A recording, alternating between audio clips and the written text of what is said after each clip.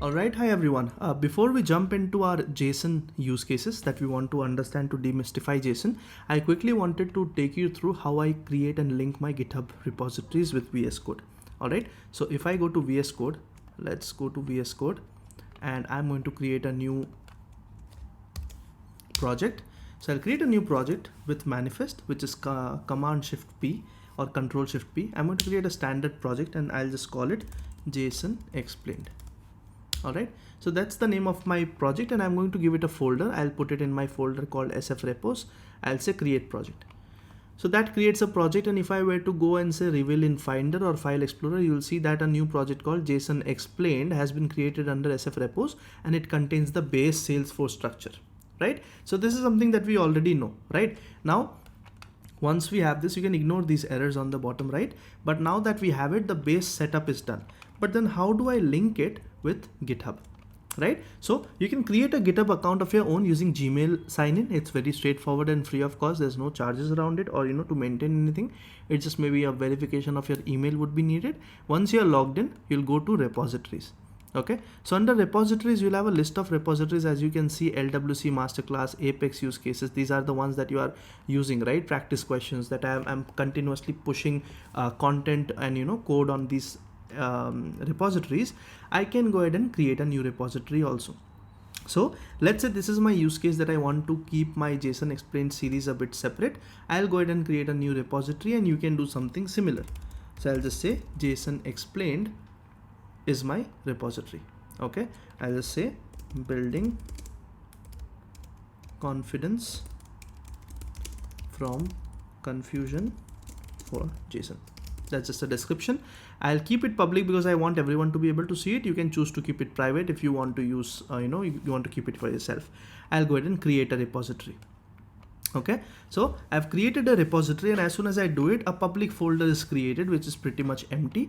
And you have this URL available that you can use to clone. You can set up and use this quick button that will open VS Code and help you set up things quickly.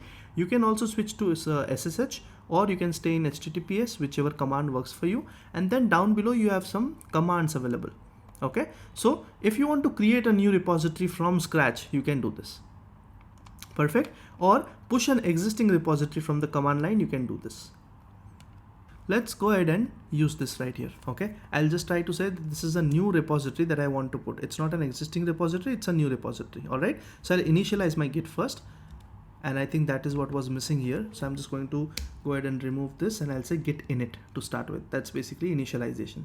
Okay, it's a one-time thing that you have to do. I usually use the shortcuts, but I want you to take the longer route or the actual route so that you understand what happens behind the scenes. Okay, just keep focus on the screen, like a bit better.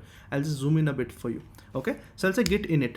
So as you see, as soon as I do that, you see some things change here. Some things have become green. I can see 17 files here, and it says I have initialized an empty Git repository in your current folder. Perfect. So now you see the .git that was missing has now been added. Perfect. So once that is done, you are good. You are ready. So now you don't need to follow all of this. What you can do is actually directly go to your source control, and you can see that there are some changes. So this is nothing but your base package. So I'm going to go ahead and say stage everything. So I'm going to stage everything, and I'll put a comment saying feat base repo sync, or I'll say base repo commit. Okay, or I can say base repo stub commit. That's just a folder structure, right? And I'll simply say commit. Okay, and this tells me that I can publish the branch. Okay, so what I can do now is I have initialized. I don't need to add the readme. I have put a commit. So what I can do now is I can say that I want to set up my branch as main, which is my current branch. Okay, and as soon as I do that, you see that the main branch is linked here, and I can now publish to this branch. Okay, I can either click on this publish button, or I can click on this cloud publish icon down here, or I can even use this command. Anything works. Okay, but before doing that, let me refresh my page and see nothing has come to my GitHub repository yet. So what am I going to do now? I'm going to say publish. Okay, and I'll go ahead and say I want to publish it to my GitHub private repository. It says it already exists. Okay, 1 second. So let's escape, and I'll say git push. I might have to use the commands. I'll just simply say git remote add. All right, and now once I do that and I try to say publish, it should now publish. Perfect. So now if you see, after I added my Git file to the remote repository that I had, right, that is how I have linked it. And instead of using this git push command, I simply said publish the branch.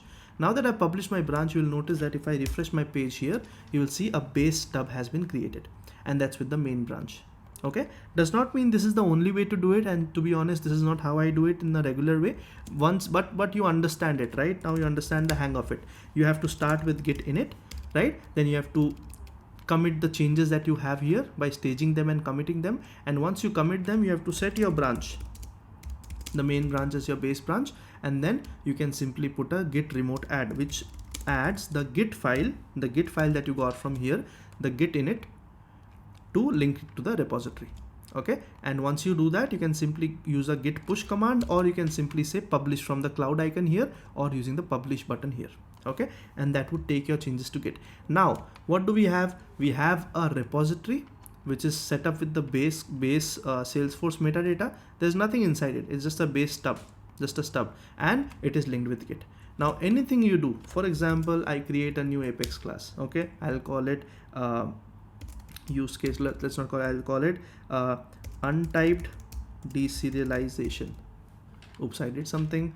Command shift P, create Apex class untyped deserializer util. Okay, as soon as I do that and I create a class, you will notice that the class is created, and you will now start seeing this color coding. You will start seeing the class in the changed version, and you will notice that, okay, this is the new thing that has come. Now you can stage it, push it to your branch, and it would now show up here.